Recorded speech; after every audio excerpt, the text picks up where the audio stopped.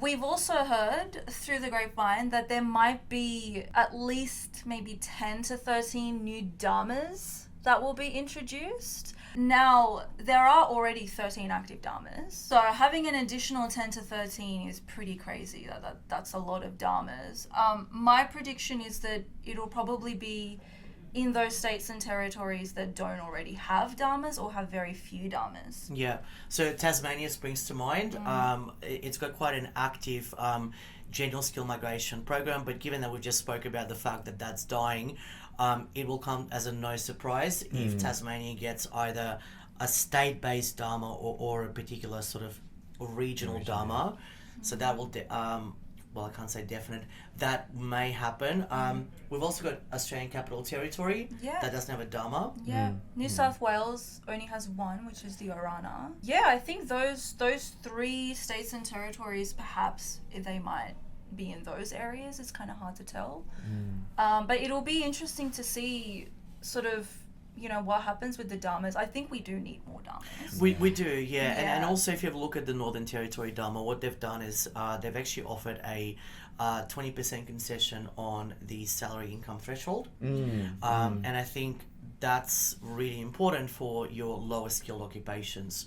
So given that the CSIT's going to go up on 1 July, having more dharmas or having dharmas in every state and territory is really going to help those regional businesses areas as well. Yeah. It is almost a double of the increase, like from 13 adding 10 more. It's like almost double. And like, why is it beneficial to have more dharmas like in Australia? Well, I think it's more targeted because with Australia, it's such a big landmass, and you've only got one set of sort of occupation lists, just one consolidated occupation list. You've got one salary threshold for all occupations, which is a bit ridiculous. So basically, a cook has the same salary threshold as a neurosurgeon.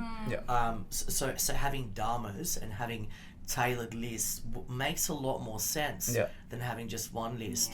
I think it's going to be a lot more tailored and will just make a lot more sense for employers. That's the feedback that we've been getting. Why is it that a cook gets treated the same as a manager? And I think in addition to that, because the migration program has now made it more difficult to actually transition to permanent residency, like with the age caps and everything like that, with the 485 and not being able to apply for another student visa, I think more migrants are actually becoming sort of desperate for options because they either don't have the English required for a specific visa because it just keeps going up every year, or they've kind of reached that age where they're no longer eligible and there's no way forward.